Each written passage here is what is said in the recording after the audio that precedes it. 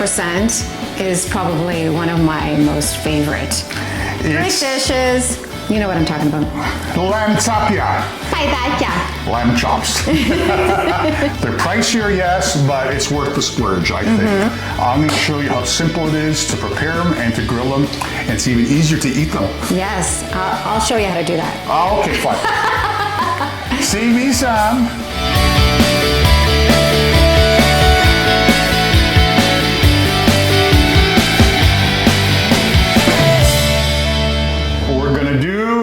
Chops today. This is a Costco brand. This is a rack of lamb. Wiping it dry? And you then cut along the bone and into chops. Okay.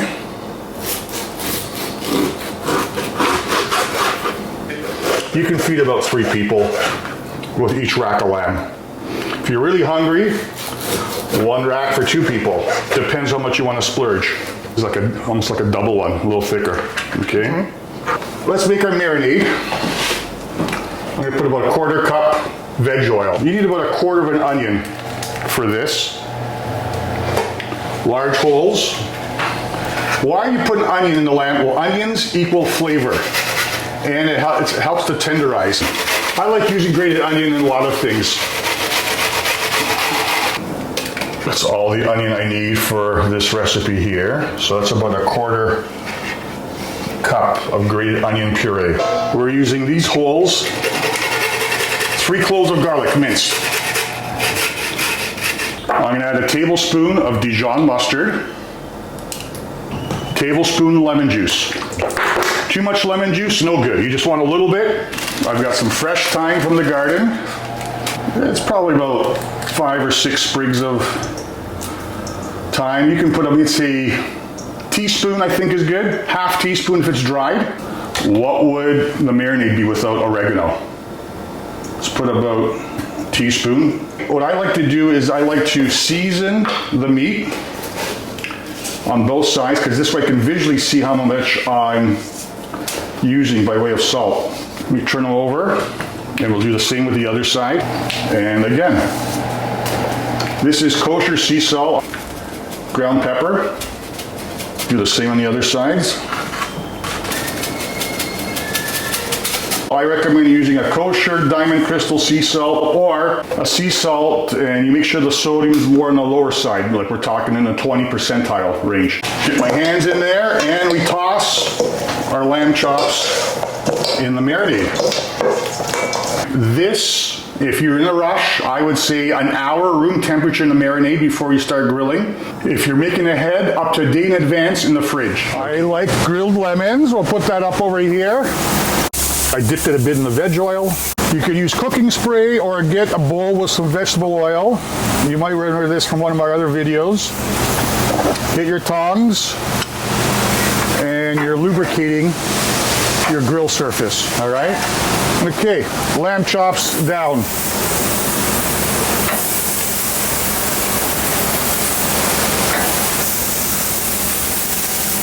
What temperature you got it? It's like a medium-high heat. And how long do you cook them for? 4 minutes aside. Remember, folks, we're doing lamb chops the Greek way. They'll be medium well, but juicy. Nice grill marks. All right, let's flip. Look at those, huh? Beautiful.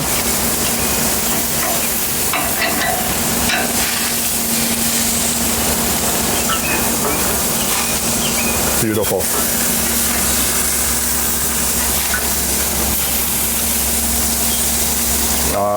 This one, yes. There we go.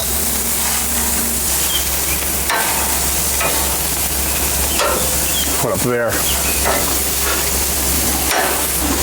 You adding some salt? Yeah, just a little bit. I had some in the marinade, but this is the finishing salt now. Our lamb chops are ready. This is Greek finger food. Pick up your hands and eat them. What I like to do for plating is I'll do a big mound of tzatziki. Plate off to one side. Time for our lamb chops in a crisscross. Opa, there we go. Oh, wow. Our grilled lemon, Greek oregano. Grilled lamb chops the Greek way. The great thing about grilled lemons is you get a lot of juice out of the lemon itself. I swooshed the tzatziki in the bottom. Look at this. Look at this. So good. With the tzatziki, the crowning glory. Another amazing dish. I'm usually much more talkative, but when there's food like this, I get quiet very quickly.